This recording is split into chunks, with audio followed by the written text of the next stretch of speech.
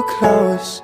Shouldn't be hard if you were honest when you said you missed me. You've played with my pride, making me feel like we had something real.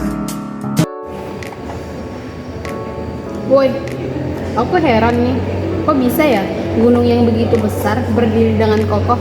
Kalian heran gak sih? Iya juga ya, kok bisa ya? Padahal belakangan ini sering terjadi gempa, tapi gunung masih terlihat kokoh. Kok bisa ya? Jadi gini. Hey guys, kalian lagi ngapain? Kok seru banget kelihatannya?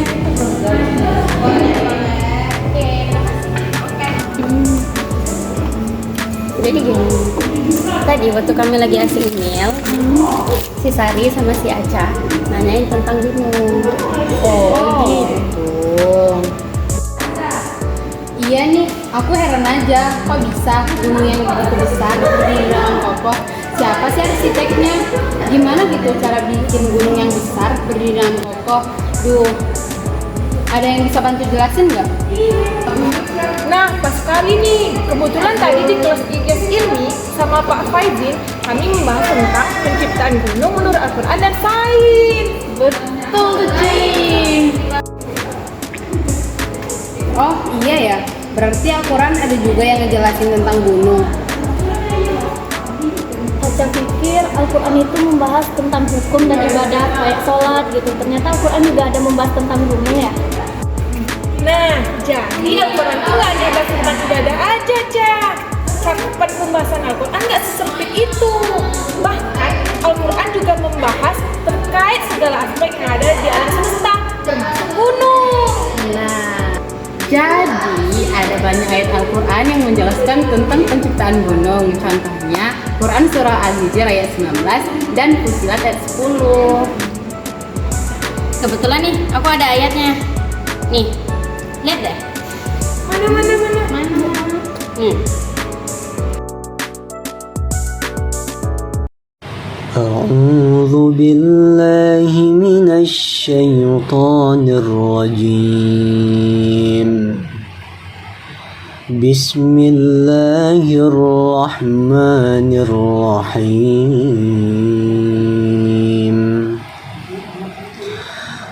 والأرض مددناها وألقينا فيها رواسي وأنبتنا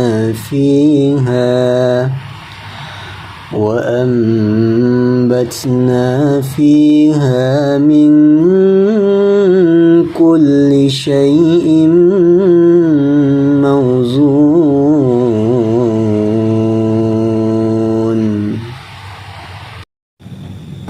وجعل فيها رواسي من فوقها وبارك فيها وقدر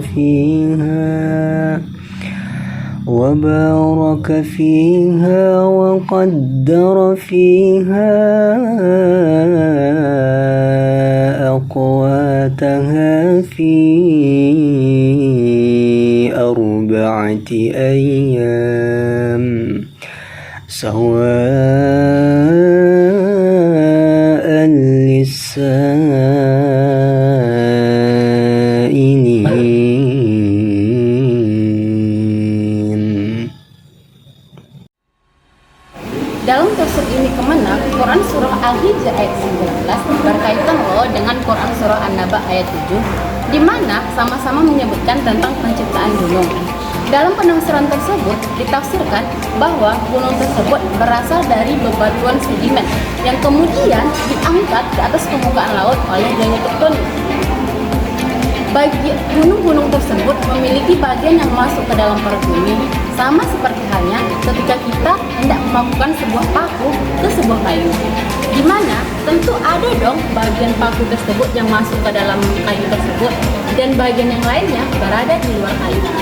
Profesor Quraish Shihab memberikan pendapat yang sama.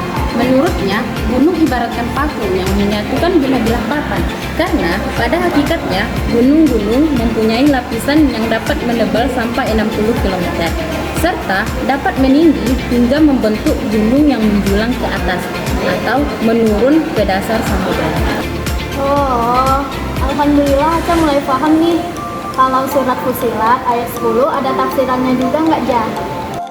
Ada. Sama hanya dengan tafsir ilmi Kemenak, menurut Zafrul Najjar, Quran surat Fussilat ayat 10 berkaitan dengan Quran surah An-Naba ayat 7 yang mana sama-sama membahas tentang penciptaan gunung.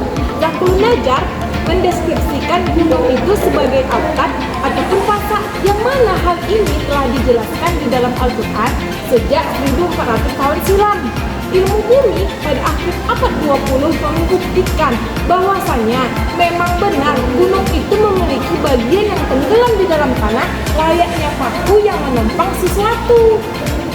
Hal ini membuktikan bahwasanya Al-Quran itu memang benar firman Allah Subhanahu wa Ta'ala yang Maha Pencipta.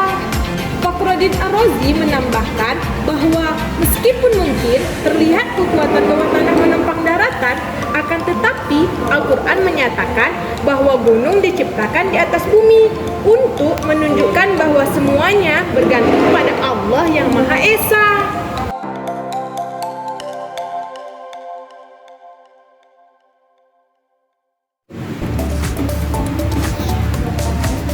Wah, aku baru tahu nih. Jadi Allah itu menciptakan gunung sebagai pasak agar menjaga keseimbangan bumi ya. Tapi kan itu cuma penjelasan Al-Quran. Astagfirullahaladzim, kamu ini berdosa banget. Kalau ditanya kenapa sih juga bingung, Mbak, jujur Mbak. Astagfirullah Sari, itu kan Al-Quran. Parah sih, Sari. Parah memang Sari, parah paling. Tapi betul loh, itu kan hanya pendapat Al-Quran aja. Kita tuh butuh sesuatu bukti yang meyakinkan bahwa pernyataan Al-Quran itu memang benar. Iya nggak, Sari? Betul tuh, Cah. Kami perlu bukti nih. Aku punya buktinya. Sombong amat. Ketemu. Nanti tuh di dalam video ini bakal dijelasin penciptaan gunung menurut pakar geologi. Lihat deh. Mana? Nih. Para ahli geologi mengatakan bahwa pembentukan gunung di atas permukaan bumi terjadi dengan cara ilko, yaitu penancapan. Penancapan ini secara geologi terjadi dalam waktu yang panjang, yaitu dari bawah ke atas. Samudra dan lautan mengeluarkan apa yang ada di dalamnya dari bagiannya yang paling dasar melalui gunung berapi atau dari atas ke bawah melalui aliran sungai dan endapan bebatuan. Gerakan lapisan-lapisan bumi menyebabkan tekanan besar dari bawah ke atas. Dari tekanan yang besar inilah gunung terbentuk. Secara ilmiah telah terbukti bahwa sebuah gunung memiliki akar dengan kedalaman yang mencapai 4,5 kali lipat ketinggian gunung di atas permukaan tanah. Akar ini mencapai lapisan-lapisan bumi paling bawah.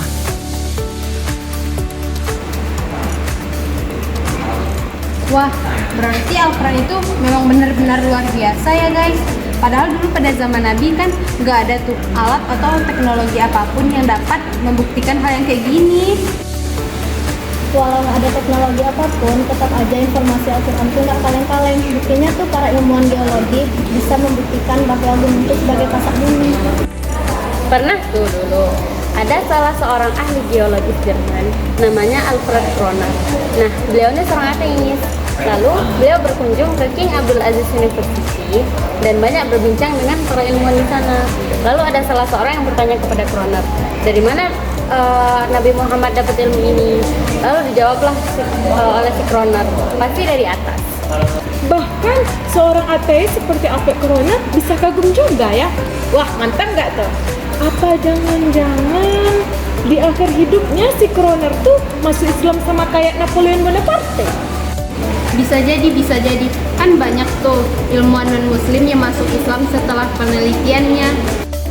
Tapi kebenaran berita Al-Quran yang menjelaskan bahwa gunung sebagai pasak telah dibuktikan oleh penemuan sains. Jadi harusnya hal itu bisa membuat kita lebih semangat untuk mempelajari Al-Quran dan menambah keimanan kita dong. Tapi Masya Allah, terima kasih banyak ya guys. Kalian udah menjelaskan kepada Sari dan Aca tentang penciptaan gunung menurut Al-Quran dan Sains. Sari bersyukur banget deh punya teman kayak kalian. Udah, santai aja. Kita kan bestie. Gimana nih makanan kita? Aku udah lapar sekali ini. Pesanan atas nama Sari. Pas kali ya Friza bilang lapar, makanannya pun siap. Yeay, makan.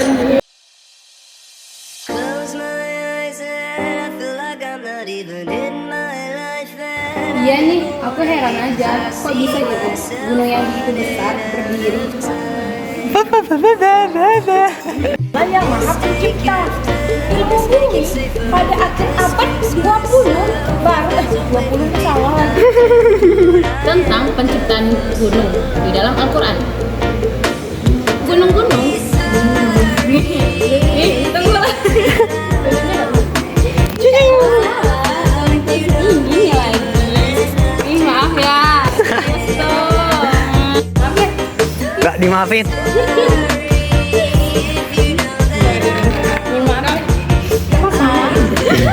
Behind the scene. Siap.